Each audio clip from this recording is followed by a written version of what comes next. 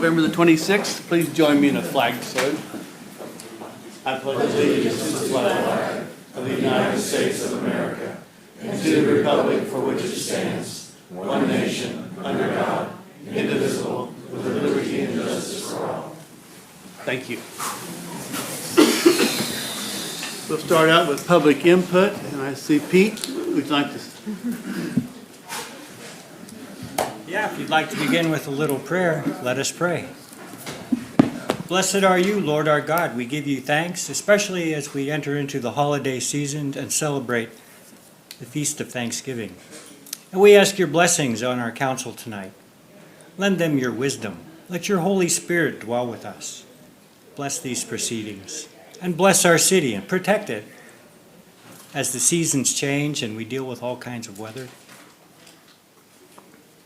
We give you thanks through Jesus Christ our Lord. Amen. Amen. Amen. Thank you. Anyone else for public input? Seeing none, I close public input. We have a proclamation. Roger and Heather Horton, I believe, are going to receive this.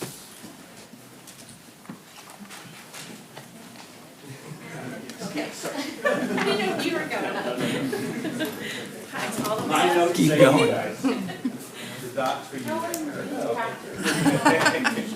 I didn't practice either. Proclamation, Office of the Mayor of the City of Pittsburgh, Kansas. Whereas advocacy groups as well as public and private organizations across the country have endorsed the Saturday after Thanksgiving as Small Business Saturday. And whereas Small Business Saturday has illuminated the importance of supporting small, independently owned businesses across the country, bringing customers and local entrepreneurs closer together since 2010. And whereas Small Business Saturday, falling between Black Friday and Cyber Monday, is a day dedicated to supporting the diverse range of local businesses that help create jobs, boost the economy, and keep communities across the country thriving. And whereas the City of Pittsburgh, Kansas celebrates our local small businesses and the contributions they make to our local economy and community throughout the year. And whereas the City of Pittsburgh supports our local businesses that create jobs, boost our local economy, and preserve our community.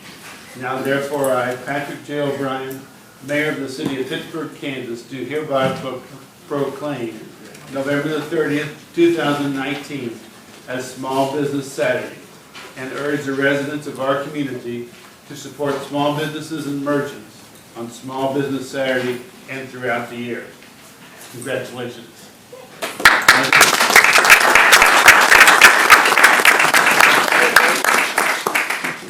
On behalf of all small businesses in Pittsburgh and the surrounding area, we would like to say thank you to the city, to the chamber for helping move Pittsburgh forward and just being there and supportive and doing everything you can to help. And yeah, thank you. I think I missed something, but thank you. Thank you. Yeah. Shop small, please. Yeah. Shop small.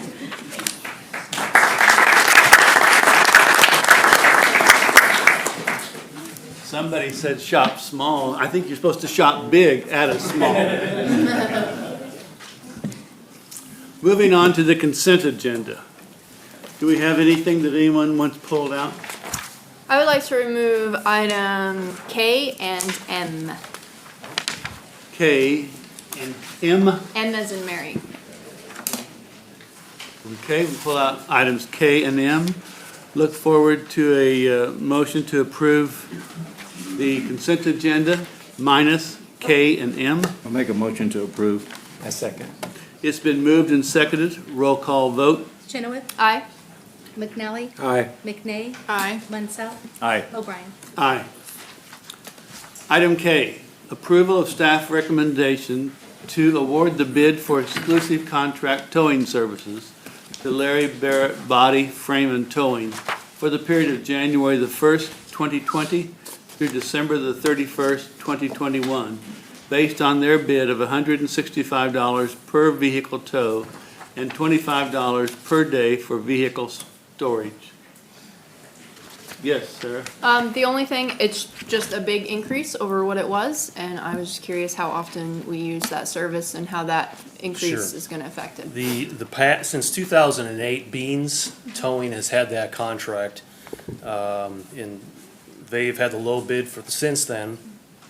They did not put a bid in this year. The only bid packet that was received was from Larry Barrett Towing. If you want a little history on what this contractual towing is, basically in the late 1990s, to get a better grasp of what the costs were with their contract towing. Contract tows basically are, if we recovered a stolen vehicle, if we tow a vehicle for processing for evidence, things of that nature. It also includes any police vehicles that would have broken down or any city vehicles that have broken down as well. So that's all covered under that contract tow. We roughly average about 80 to 90 contract tows per year. In this contract, there's also storage fees for each day. They can keep a vehicle that we tow for up to 30 days. So that increases the cost as well as the fee itself to tow it. But So- mostly this was the only bid. This is the only bid we have to go with, so. Okay, that answers my question. Yeah. And Thanks. that's for 2 years? This will be a 2-year contract, yes, sir. Where was Beans located? Were they local or obviously? Beans was somewhat local. I think, where was their office? Down in Cherokee. It was within an 8-mile radius. It's the recommendation, the requirements. But Larry is certainly within the city proper, so they are much more local than Beans was, so. Thank you. If there are no other questions, I move to approve item K. I second. It's been moved and seconded. All in favor? Aye. Opposed? Motion passes.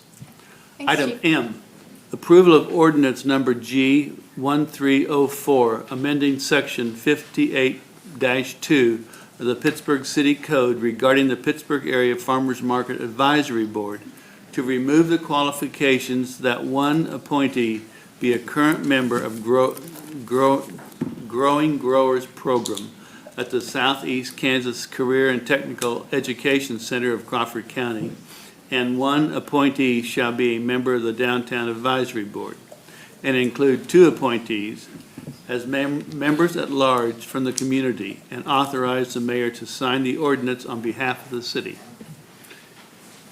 Yes, I think that the reason for this is probably because you're having trouble finding people, but I think it's important that somebody that grows at the market is represented, but possibly you just don't have anyone who wants to do it, so.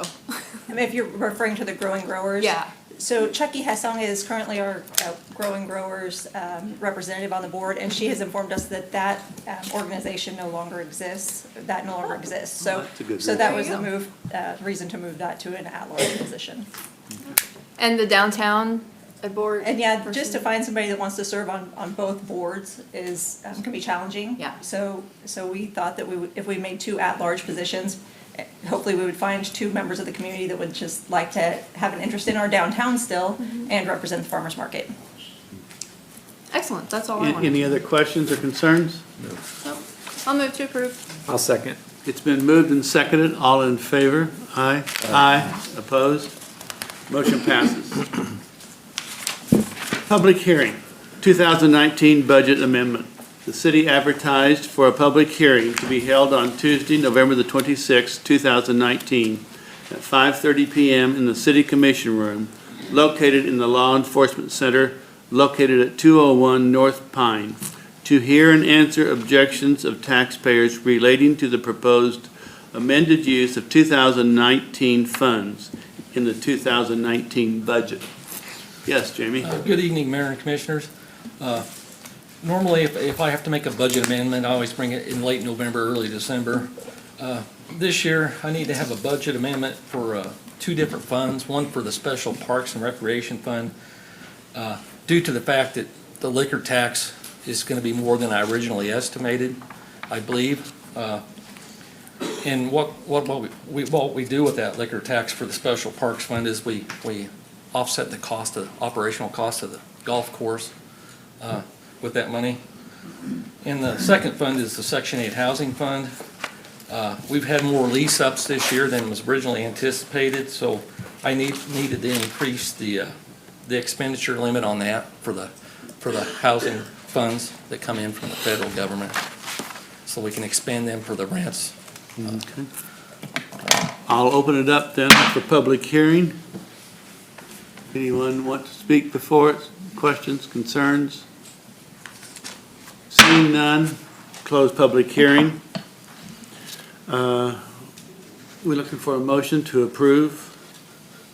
I'll make a motion to approve. It's been moved. I second. It's been moved and seconded. All in favor? Aye. Aye. Opposed?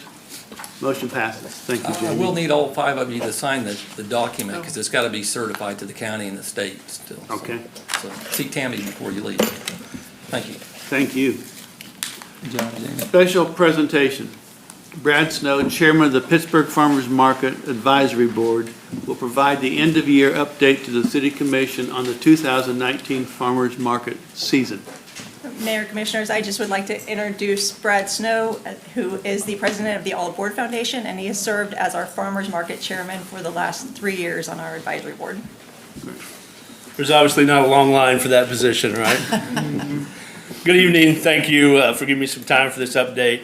I just want to tell you that 2019 was a good year for farmers market, but not a great one.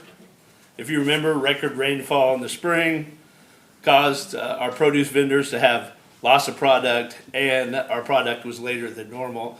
And the produce vendors are the backbone of our market. We put 111,000 in annual sales through the farmers market this year. We had 36 total vendors, 13 of those were full-time, and they represent 101,000 of that 115,000, and 23 of those were part-time vendors. We had more food trucks this year at the market as we strive to make the market a Saturday morning gathering place. We've also had an increase in monthly market sponsorships. This is a program we started last year as a way to increase funds for marketing, Kids Day, and entertainment. Monthly sponsors' names and logos are now placed on a new portable sign at the market entrance. Farmers Market t-shirts were purchased to promote the market. Each vendor was given 2 t-shirts, and most could see those being worn on market days.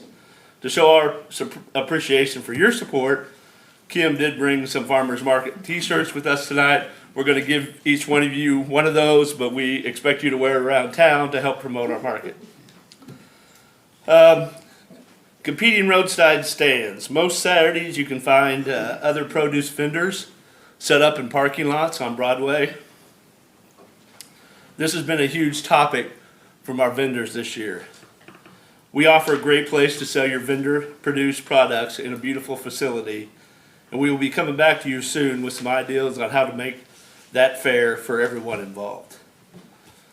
Produce vendor development, farmers market, we always try to find more produce vendors. We never have enough produce. We're always looking for ways to develop these vendors.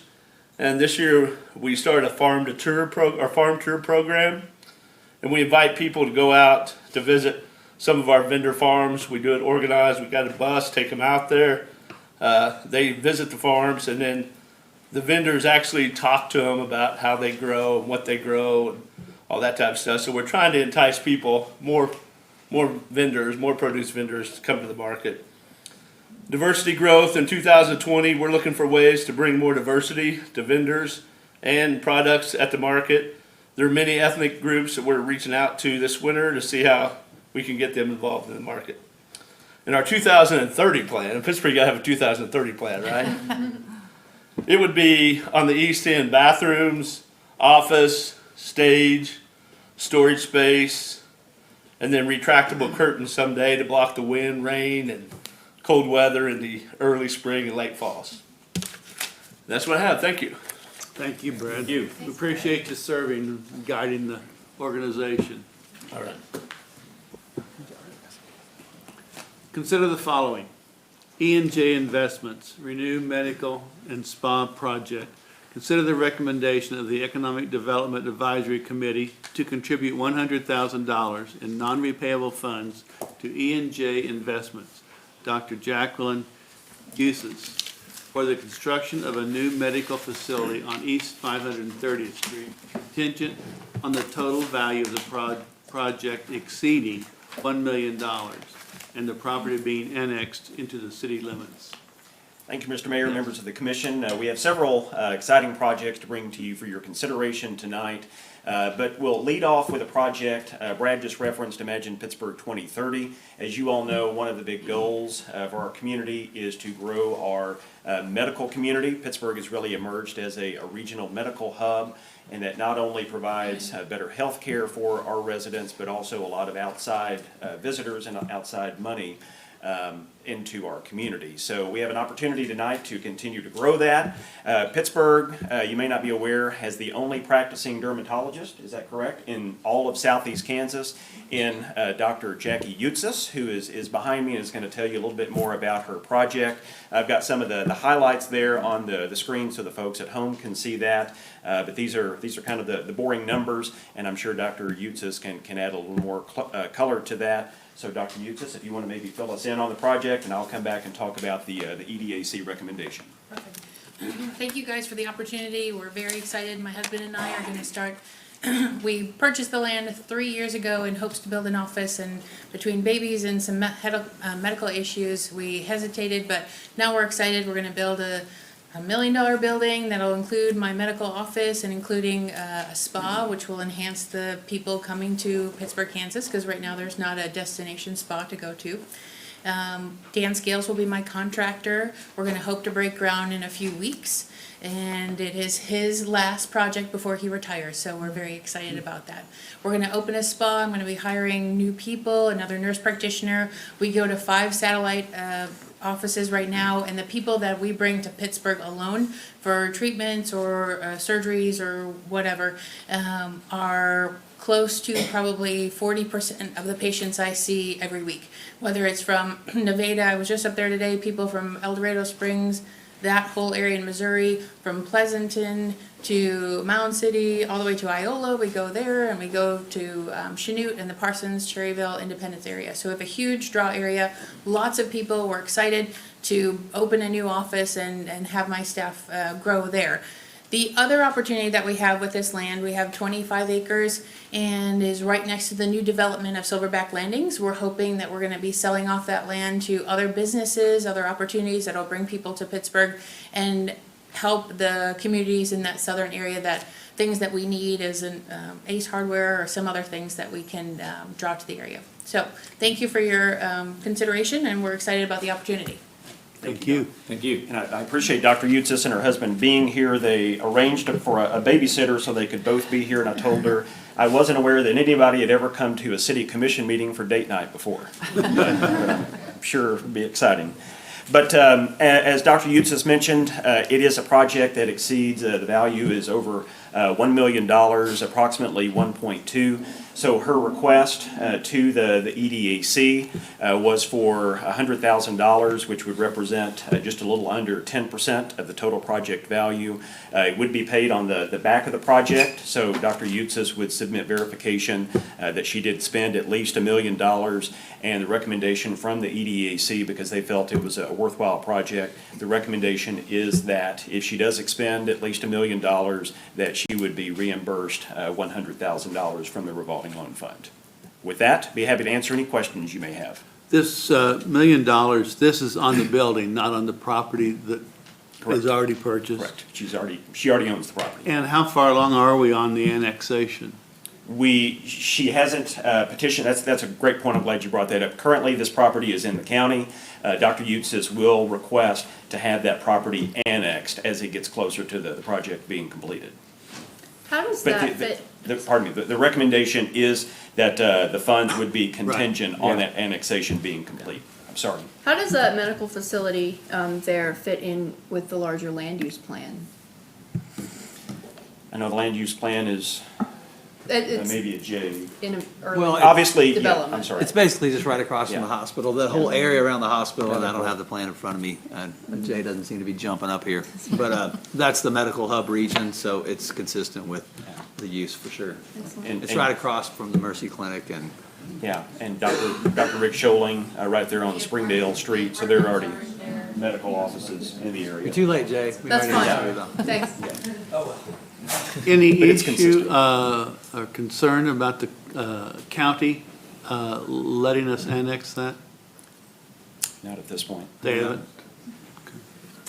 Will there be any sales tax generated? We be selling things, products as well as services?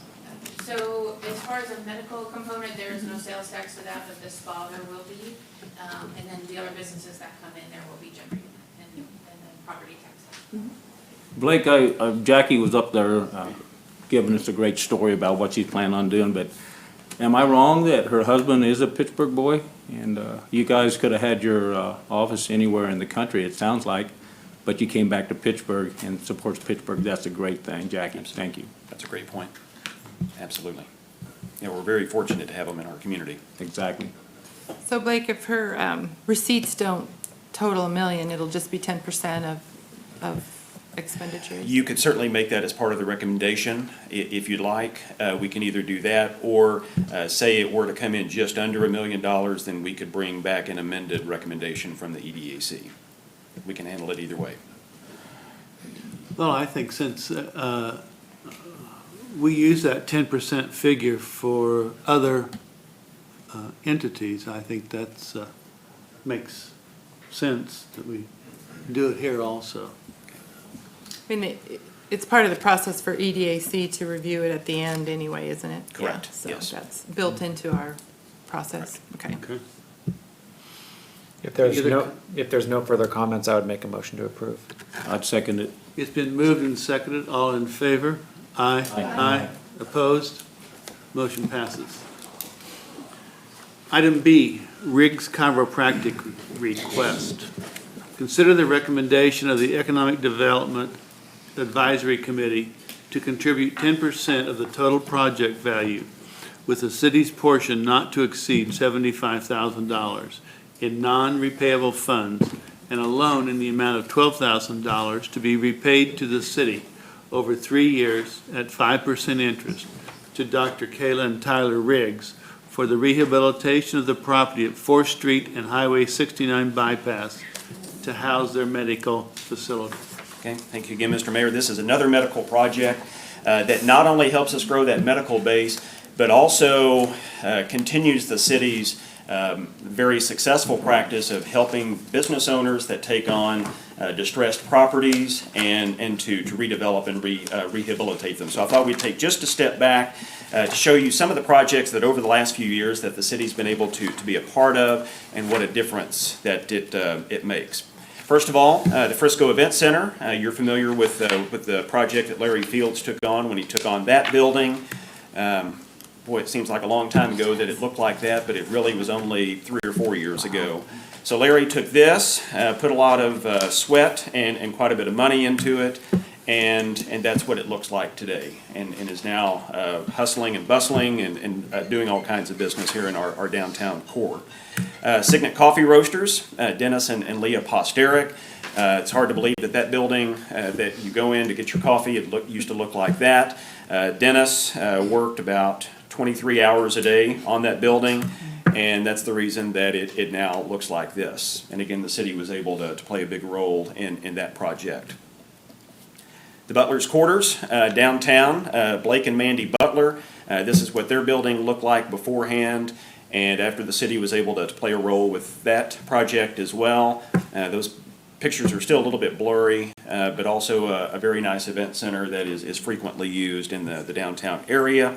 And of course, Dexter and Jennifer Neisler took on a distressed property at 915 North Broadway, put a lot of work into it. Again, the city was able to inject some funds into it, and that's the after picture. So it's not hard to see that the city providing a little bit of assistance has made a big difference in not only the downtown core, but really the community as a whole.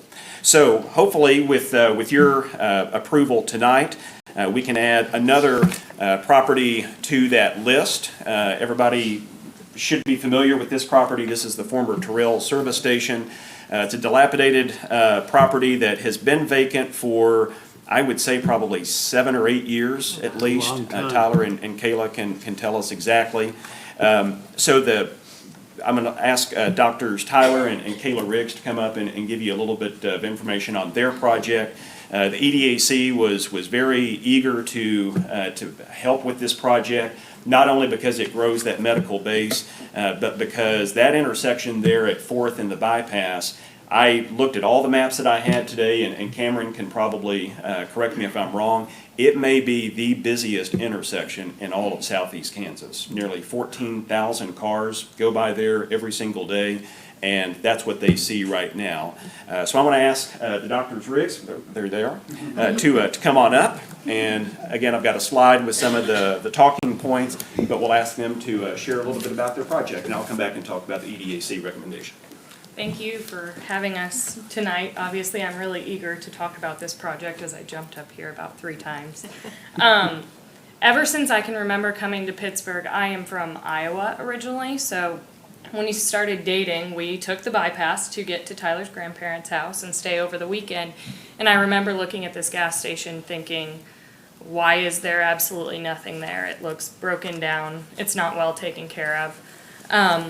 I was at a chamber meeting with Blake, and I spoke to Blake and I said, hey, we want to do something as far as economic development. How can we help fix Pittsburgh up but find our new home for our office? And we had someone else say, hey, I know a property that will be for sale. Are you interested talking to my dad about it? So, and we looked at Tyrell's station. What this will provide us to do is a lot in regards to what we do as an office. Yes, we are a medical facility. We see a lot of patients on a regular basis. What we promote is wellness and maintenance care as well. When we were asked to put together our proposal for the EDAC, we were asked what percentage of out-of-town patients we see, and I think the number came to around 600 at least a month. Coming into the north side of Pittsburgh, which is great for the north side of Pittsburgh, but we would like to liven up other areas of Pittsburgh as well. Another thing that we have brought to the area in our less than 4 years of being in practice is 14 employees. So we have 4 doctors that came to the area that weren't here 4 years ago. So I know I'm probably going to get asked the question that Sarah asked earlier. Unfortunately, there is no sales tax included with medical, but we do have a lot of tax spent by all of our employees as far as payroll throughout the area. And one of the big things that I think that we pride ourselves in as an office is all of us do stay very local as far as living here, shopping here, everything else. Another thing that it brings us able to do is recruit more doctors into the area. Chiropractic is on the up and up, I would say, and we are looking to expand our offices even more.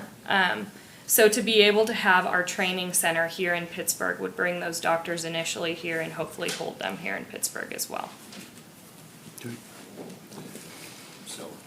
I have a question. Go ahead, yes. The fuel tanks in the ground, is that a cost that They are you, being pulled out this week.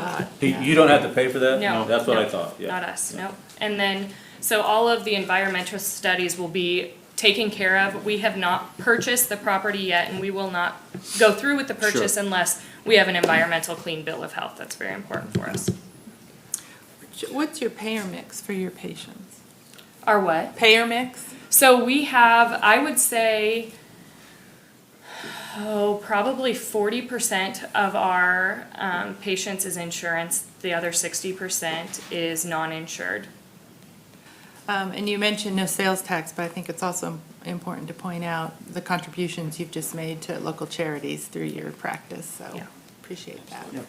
And I'd like to address that sales tax issue. I don't know if anybody goes to the doctor in Joplin or sees what that medical community has done for that area, but no one goes to the doctor and just comes home.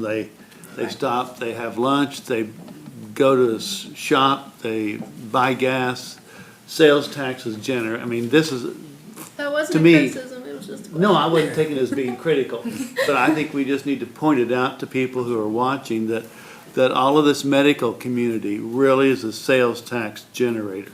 And you said you have 600 patients a month from out of town?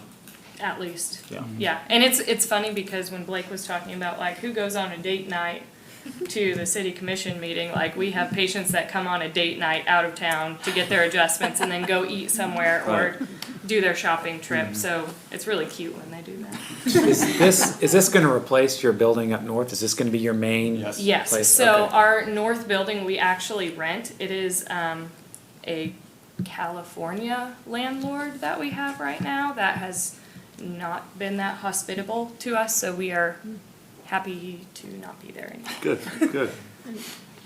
And just out of space and parking. Right, yeah, we Yeah. are out. We can't bring in another doctor until we expand our building at this Great. point in time. So as we talked to Kayla and Tyler about what they needed and how the city could help, as I mentioned, you see the total project value there. They had a gap between their personal savings and the conventional financing, which will be financed by a local bank. They had a gap of $87,000. And although that's more than 10% of the total project value, the EDAC didn't want to shut the door on that by any means. So the recommendation that the EDAC has authorized me to bring to you tonight would be so that the rigs get the $87,000 that they need. $75,000 would be forgivable if the rigs spend that $750,000, but they would repay the additional 12%, or the additional $12,000 over 3 years at 5% interest. And so it still gets them what they need, but it keeps the city in line with past projects. When does this repayment start? That was not a part of the recommendation. Generally, we work with the applicant. Typically, it works better for them if it's at the end of the project because it allows them to get the doors open and get some cash flow going, but that wasn't necessarily part of the recommendation. When we allocate this money, is there any conversation about how long they stay in business, or is it? It has been before. It has been before. It has, an example would have been the Mike Carpino recommendation that had a 3-year window tied to it. So that's certainly something that you could add to it if you would prefer. It always comes down to the rigs are here. The rigs have been in town. Mike was out of town, so of course, and he was a car salesman, so we were really wondering when we were about to lose our shorts. But they've been here, so that didn't come up. I mean, it's something you could definitely add, but I think We're the not idea going that the anywhere. How long rigs. have you been I here? understand you aren't, Uncommitted. but it's a conversation I think that needs to be for whoever we deal with on this kind of thing. They discuss it on every project, because most of the time Blake's arranging it so they don't get their reimbursement till the end when the project's done. Correct. And so once you get the money, then the repayment starts. And how long you been in business now? Less than 4 years. Any other questions or concerns? I move to approve. I second it. It's been moved and seconded. All in favor? Aye. Aye. Opposed? Thank you all, and welcome to your new facility, hopefully. Thank you so much. Item C, CDL Electric Project. Consider the recommendation of the Economic Development Advisory Committee to provide $43,000, or 10%, whichever is less, in non-repayable funds to CDL Electric for the renovation of the properties located at 508 and 510 North Broadway, with the funds to be provided to CDL upon completion of the project. Well, Yes, thank you sir. again, Mr. Mayor. Certainly one of those success stories I could have shown would have been the former McNally building that CDL acquired back in 2012. If you would have seen what the building looked like beforehand and what CDL did to it, I still enjoy just driving by and seeing that lit up. And I never would have thought looking at how much space there is, that they would outgrow the old McNally building. But leave it to Larry Seward and Lynn Meredith from CDL, both of whom are here tonight. They are proposing, they've actually purchased two buildings downtown at 508 and 510 North Broadway. So this is what it would look like for most of our residents that recognize it as a couple of former retail shops. I want to ask Larry and Lynn. I think Larry has a 30-minute speech planned. But if you guys want to go ahead and come on up, we've got the talking points that are basically the highlights. But these guys are aggressive. They've actually already begun some of the renovations. But if you want to tell us a little bit more about the project, Lynn may have been nominated as the spokesman. Yeah, thanks a lot for the opportunity. Larry purchased this building. Larry likes old buildings. But we have really started renovation. We're looking to have 2 retail locations, one at the 508, one at the 510. And then the second floor will be office space, and the third floor is projected to be apartment space. And the Sign Brothers retail shop, which was located at 219, is moving into the 508 facility, and the 510 facility will be the CDL home store, which will give an opportunity. So many of our products are sold over a kitchen table, or we have a lot of steps at the McNally building when people come in to purchase filters and various things. So we wanted to make a more accessible area, plus a place where our salespeople or people could come view products without having to be in their own home. And so it'll be the CDL home store. Great. Any questions about that? Or? I don't have a question. I do have, I got a call a couple days ago from someone that not opposed to the use of EDAC monies on this project. And matter of fact, they're in favor of it. But for clarification on the application, where it says Sign Brothers attempts not to be in competition with some other printing companies, our apparel print lines are different than existing businesses with smaller type customers. They're just wanting clarification that they also do that same type of printing. They wanted me to say something about it, so there is another business that does the same stuff. Well, they're not against this good use of money, but they just wanted me to bring that up, that they are doing the same kind of business. Well, and I appreciate that. We do a lot of work outside of the printing world with people. So we have intentionally created product lines that do as little direct competition with people, because we want to sell HVAC services and other things. So it is an intentional strategy to pick out market segments that don't conflict. Okay. But that's kind of a general statement, but I just wanted you to know that's our approach. Yeah. Okay. I have a question. This 508 and 510, both of those numbers go to that white brick building that's 3 stories? They do. It's listed, I think, technically as 510, because when I called the gas company and the electric company, everything's listed as 510. So it's not too big, it's not, we wouldn't see it driving by as 2 buildings, we see it as 1 building. You'd see it just Yeah, as one. okay, got it, okay. How many lofts will you be able to create up there, do you think? You know, we've talked to an architect right now, and, you know, he's working over the prints. I would think probably 8 fairly good sized lofts, and that's what our intention is. The second floor is like taking a step back in time. Matter of fact, is I found a calendar up there, it said 1961, great year, that's when I was born. So, and we're planning on trying to restore it for our sales as identical as we can. The old woodworking, we're gonna restore all of it and redo it. We felt like this was a better way to do it. We've outgrown the McNally building, which I never thought I would outgrow it in a 5-year period that we were there, but or however long it is. But we're busting at the seams.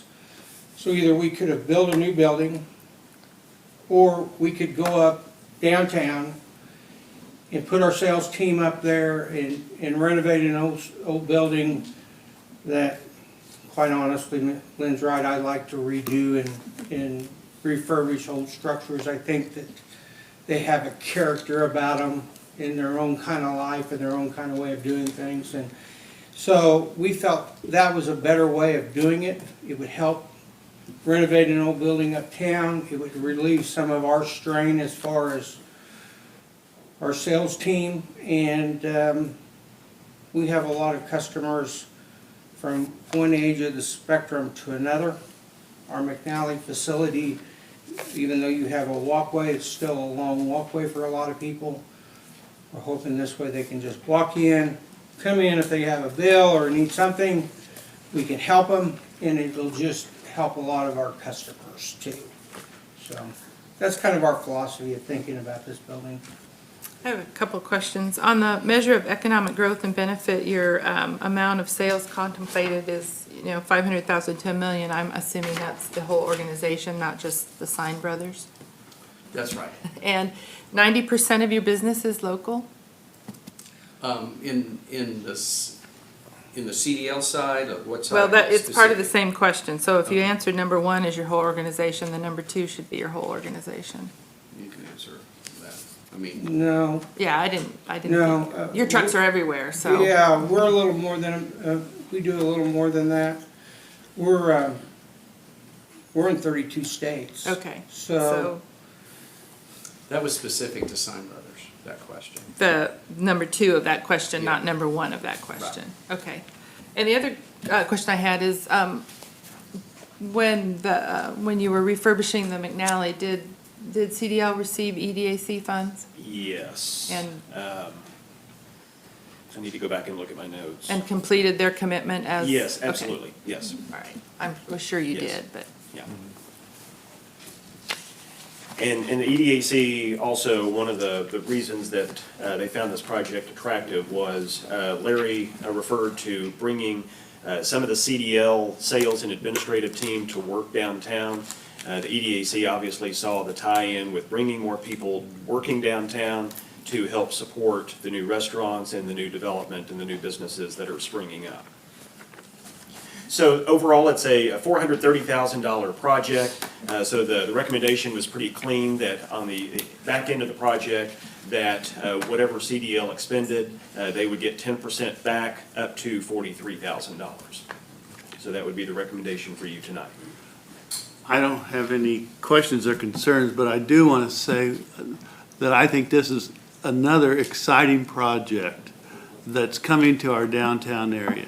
None of us have to think too many years before when our downtown looked like the devil and no buildings were being brought back into usable shape. And with the probably with the instigation of Block 22, it has really mushroomed and has developed. And anyone who, you just have to appreciate all of that excitement that's getting generated. And we thank you all. I have one more For your question. part.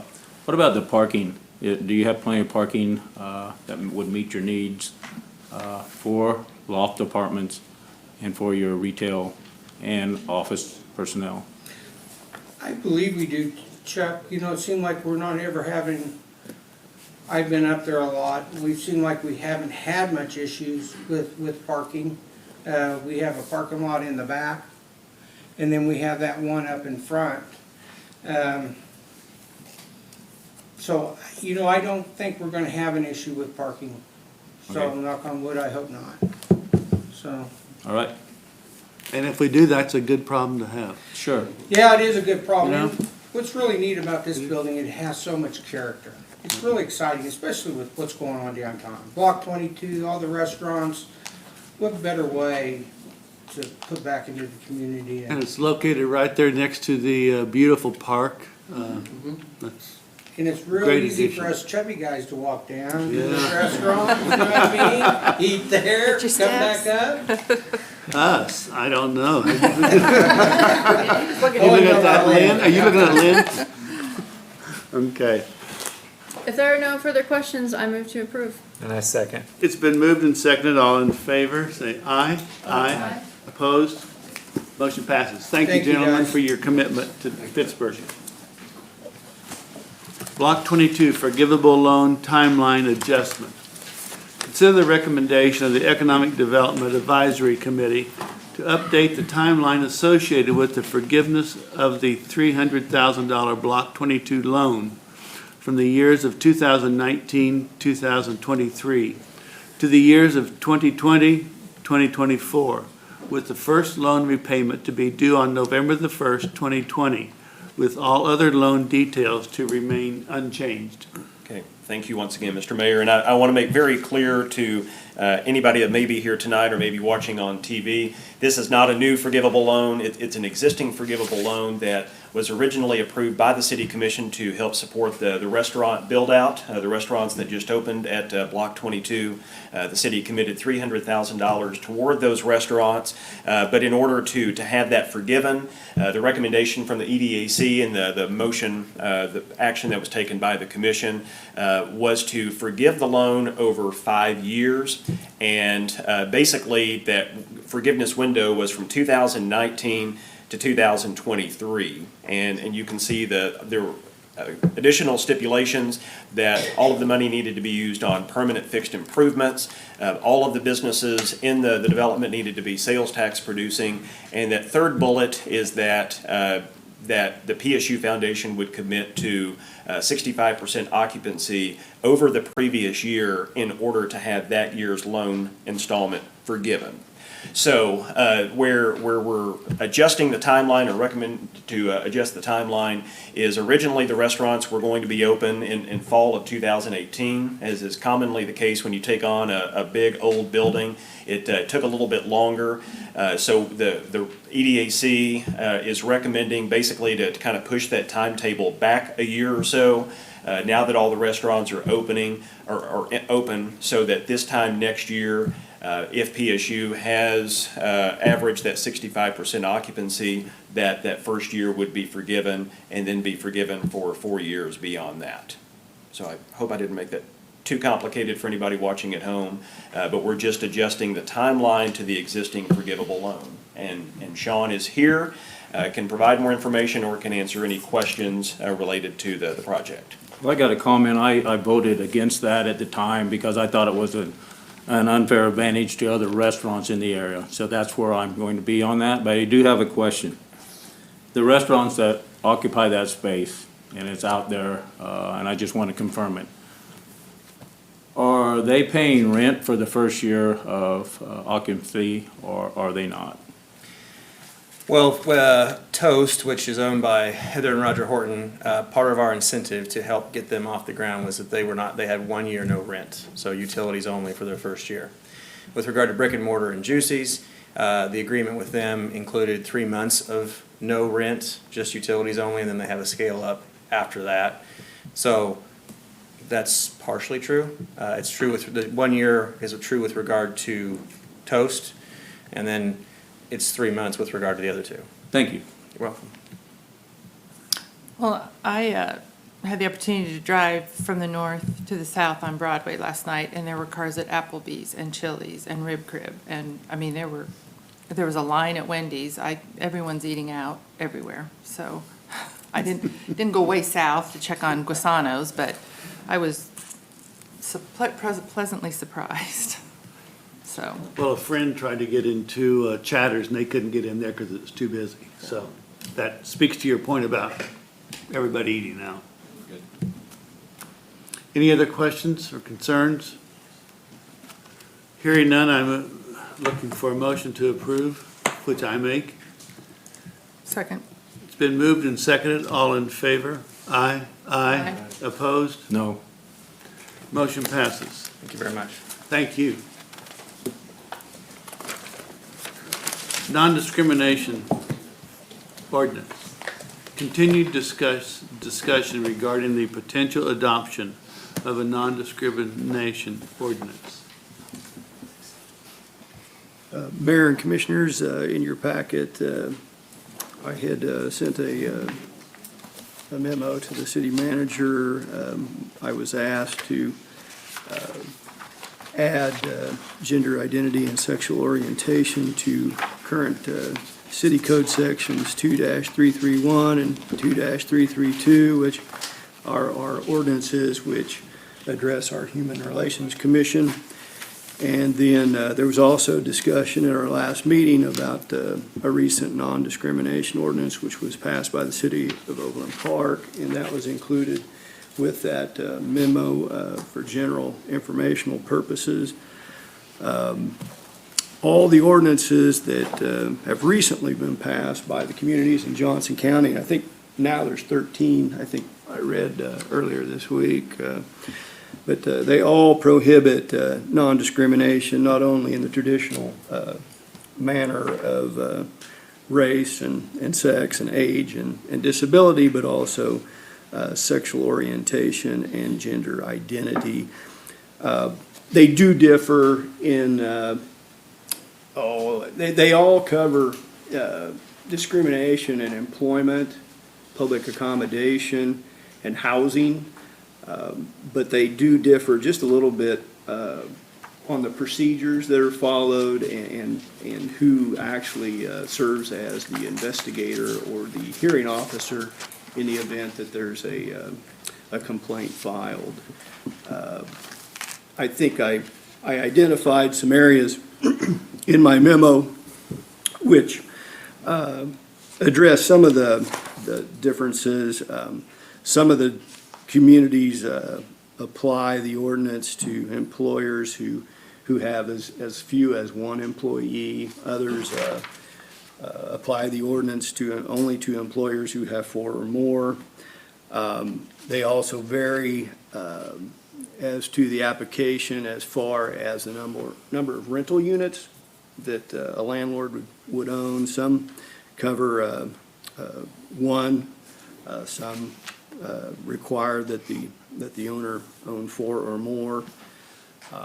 You'll see differences as far as who the investigating person would be. Some make it the city attorney, some make it the city prosecutor, some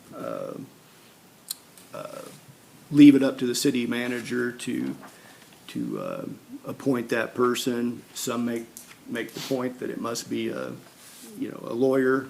Some it doesn't matter.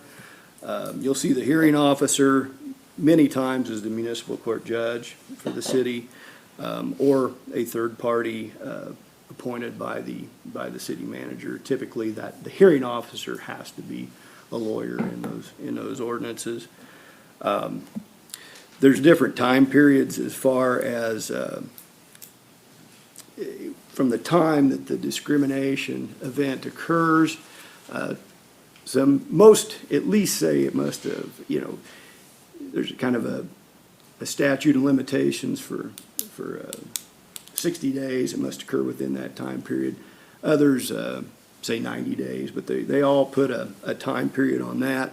And there's various time periods on the time for the investigation, the notice as far as a hearing, if there's an actual hearing before the hearing officer, and I don't know how much you want to get into that, but it's all usually between 30 and 120 days in those ordinances. Civil penalties, most of them are either 500 or 1,000 is what the civil penalty would be in the event that the hearing officer finds that there was a discrimination. But that's the limit. That's not necessarily what has to be imposed. The hearing officer typically has discretion, between $1 and $500 or $1 and $1,000, depending on which community. You'll see a big difference in the responsibility for payment of services of the investigator and hearing officer.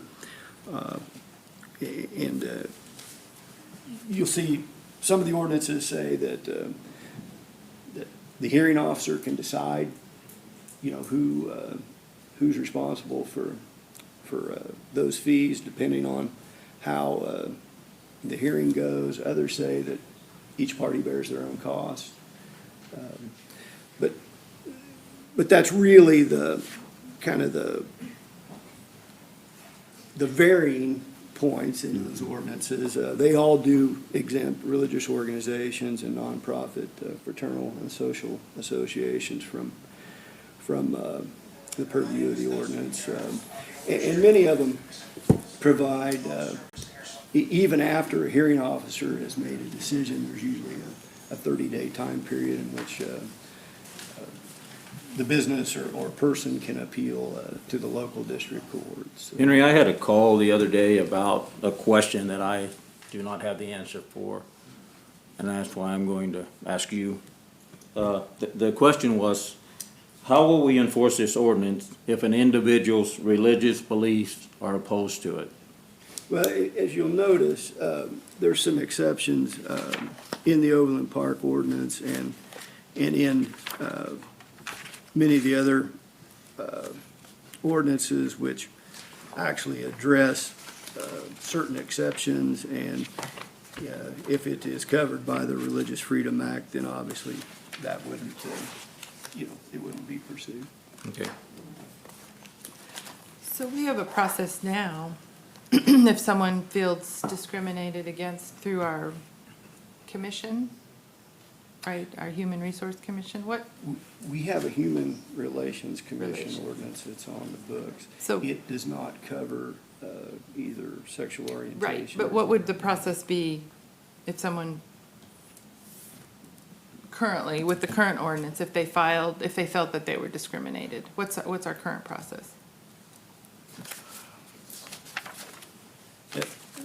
So does it You're answer? talking about some form of discrimination Right. other than Yeah. gender identity? Right, and- so how, I mean, How do we handle it? why would some of those questions be different than our current process? I mean, because,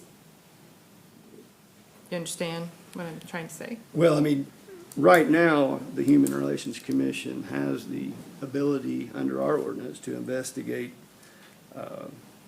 allegations of discrimination based on race, age, sex, and those, and disability, those type of areas. So say So they, it's who, I'm sorry, who does this? the Human Relations Commission, Do we have one currently? that I don't know. I'm thinking we haven't had any. I don't think so, since the ordinance was I don't recall. 1991. I've been here 7 years, I don't ever recall making an appointment, so if we do, they probably don't even know they're on it anymore. Right. That's something we need to start with, I think. And I guess maybe that's one of the boards that we'll make appointments to. I don't know how many people will be on the board, I don't know. I did see under our open board list that Tammy sent out, Human Relations Commission was one of those boards that I think the city's actively seeking persons. Yeah, I wondered about, seems like there's a lot to do here, and, maybe the creation of a task force or something like that that could, bring a bunch of people together to kind of see how we could Well, I draft would, up something like this. it's interesting that you bring that up because, one of the tasks that the Human Relations Commission, in our current ordinance is to make recommendations on any further ordinances that should be adopted to prohibit or discourage discrimination in the community. So maybe our first step should be to get this board up and running. And then task them with, Then, we have, how many ordinances did you say there were? The ones that are on the agenda tonight, there's just two. No, how many ordinances were there in Johnson County? Like Oh, there 13. were, I'm sorry, there were I 13 mean, there's a plethora of communities. ordinances. We obviously have a group of our citizens that would want to weigh in, so I think if you guys all seem to be shaking your head, let's get the commission established. When are we doing that? But we're doing all the other ones just next month, aren't we? Yes. So, get it Next- established It is next and move forward, if that works. I think we're kind of stuck without a commission in place. and that's. Do you think, I'm sorry. Go ahead. Do you think other communities, is this standard practice to have a Human Relations Commission? Well, I think what Henry laid out was, the last 5 minutes that he talked about, you can do this however you Okay. want. I think for us, the reason to have the Human Relations Commission is to have a body other than you that can work on this with people that probably have a lot of input about how they would like to see it put together, and then that commission like one of our normal boards could bring you back a recommendation. And whether they're the body, what their role is going forward, I think we could wait to see their recommendation, but I think it would all make a lot of sense if we just started with them. Their role would basically be like the EDAC, which studies an item and brings us back a recommendation, and then we pass it or don't pass it. Did I see that right, though, Tammy, that all the applications have to be due, or they're due today? We can Well, extend you that. can- That's what I was thinking, yeah. Can we extend that? Yeah.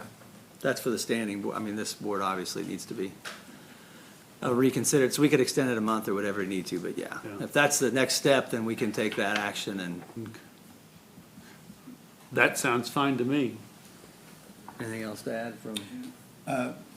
No, I just, if we're going to pass the ordinance on the agenda tonight, that would specifically task the Human Relations Commission with investigating those additional complaints of discrimination. So this is, the ordinance is revised to include.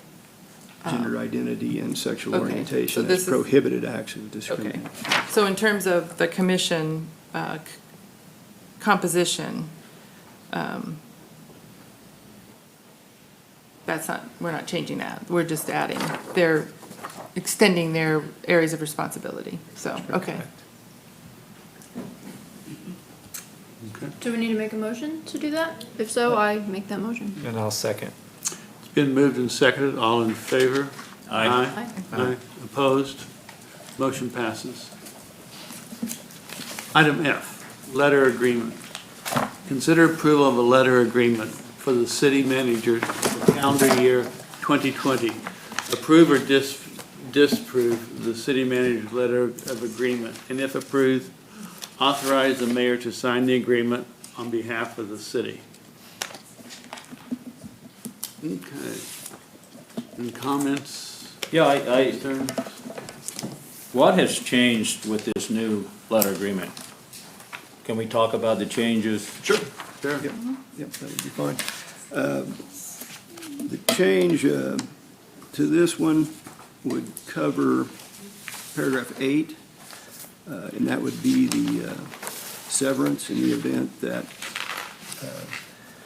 the city manager is terminated for something other than the commission of an illegal act or violation of city policy.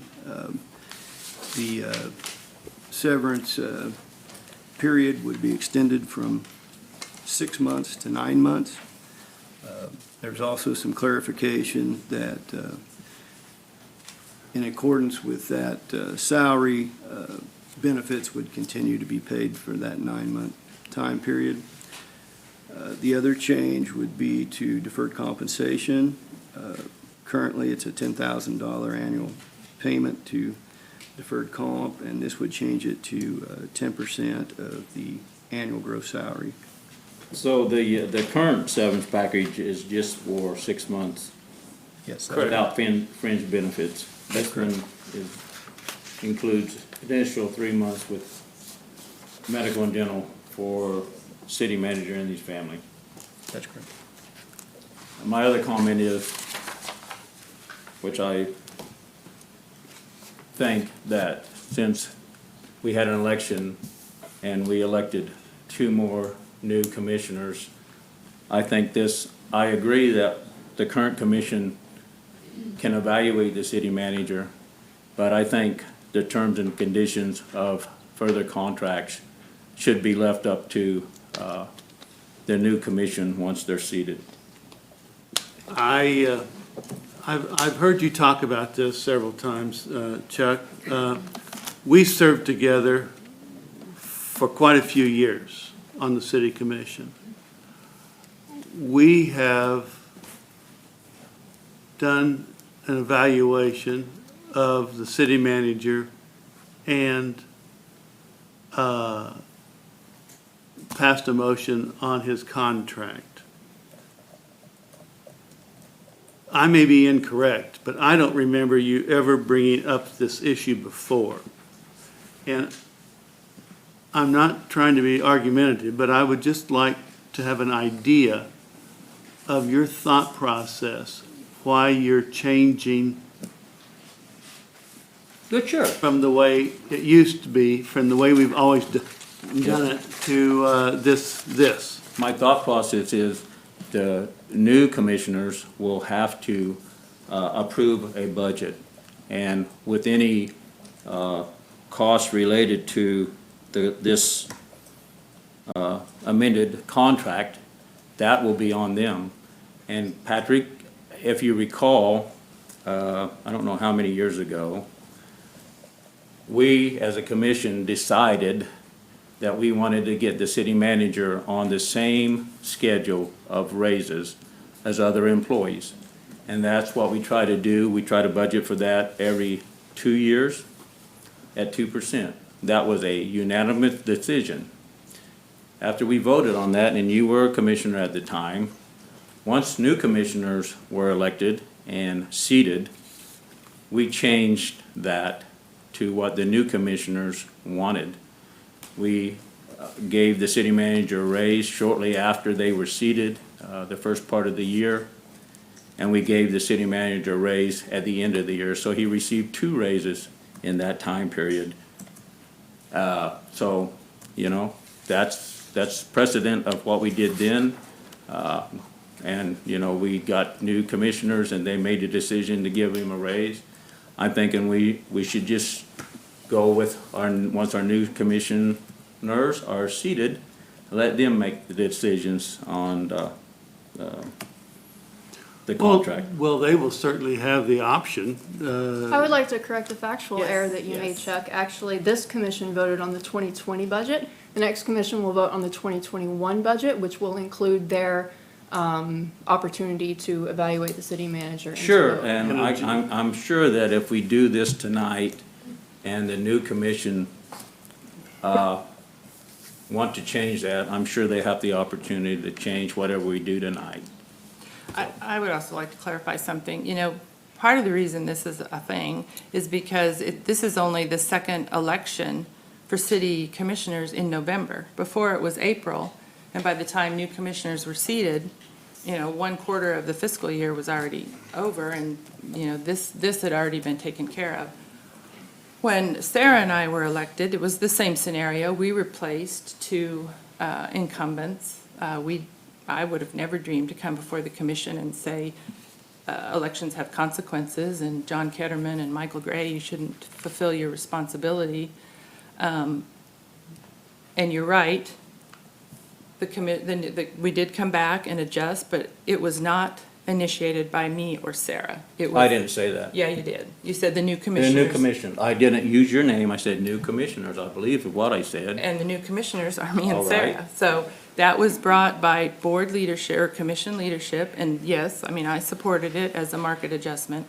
But I think part of the evaluation process for an individual and the city manager is to evaluate the performance for the past year based on the goals set and make commiserate changes based on that performance and the health of our community to the letter of agreement. And that's what has been done, you know, forever, maybe forever. If we want to do something different moving forward, then I say let's get the new commission on and we can have this discussion and we can make it in policy or whatever so that people down the road can know how to do it. I didn't know that you unanimously had decided that the city manager was on the same schedule as employees. I'd never heard that before.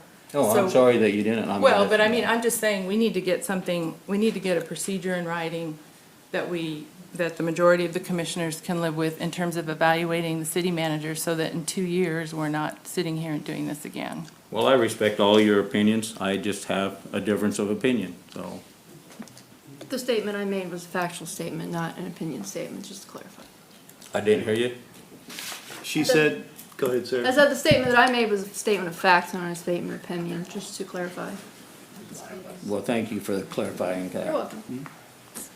Any other comments? If there are none, I move to approve. I second. It's been moved and seconded. All in favor? Aye. Aye. Aye. Opposed? Nope. Non-agenda reports and requests. Yeah, we have 3 of them. The first one of Jamie is still here. Go ahead, James. Yeah, I just wanted to update you on the current sales tax we got for November. It's at 4.7%. Oh, my gosh. Cumulative January through November for this year compared to the same period in 2018.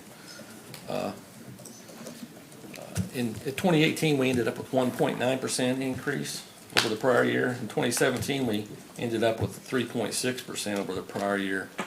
So that's 3 straight years of really strong growth. And this year has just been, so far all 11 months have been positive growth. I haven't had a downturn yet. And we haven't even got the Carpino Ford Lincoln dealership in the process yet. So just wanted to give you a heads up that the economy seems to be still going strong and looking good. That's terrific. Thanks, Jamie. We must be doing something right in Pittsburgh, huh? Well, And you one know, more thing. if this was a business, you know, the value of It our. is a business. It is a business. If it was a private business, we're a public business. The value of our company is up. The revenue from our sales is up. Our employees, you know, would love to see more than a 1% cost of living, but they had no increase and no increase in health benefits and no deterioration of benefits. And our customers, we had no mill levy increase, we had no utility increase and no additional debt service to pay. So in terms of a business, we're pretty healthy. We're doing, speaking of employees, Michelle had. Oh, I have a picture of John, but I can't load it on the screen. I wanted to take the opportunity to recognize an employee who has served with the city for 44 years. That is incredible longevity. John Brooks is currently serving as our superintendent for stormwater collections. And he started with the city of Pittsburgh April 8th, 1975 as a member of the rake and asphalt crew. He also was promoted to equipment operator in the streets division and then served later as a foreman. He was promoted to a position in purchasing in the water department, and 15 years ago in 2004, John was promoted to operations superintendent for stormwater collections. Tomorrow is his last day. He will be retiring Thanksgiving, and we're very thankful for his service, but definitely did not want to be remiss in not recognizing John.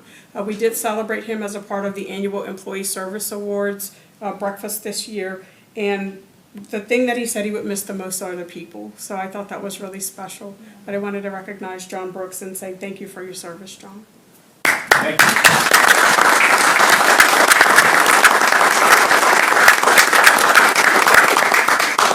Any other non-agenda reports, requests? That's it. Hearing none, I'm looking for a motion to adjourn. I'll make a motion. Oh, I'd like to thank Oh. Sarah and Dan for, Oh, okay. for their service. Sorry. Okay. It's okay. Appreciated working with you and I think we all would like to yes. double up on that. We appreciate your work and commitment and hope to see you at the, on the streets with signs in 2 years. It was an honor to be part of this. Thank you very much that was a part of this. Thank you. I will second that motion. It's been moved and seconded. All in favor? Aye. Opposed? Motion passes. Thank you all. Thanks, Patrick. I wasn't gonna go far. You're fine.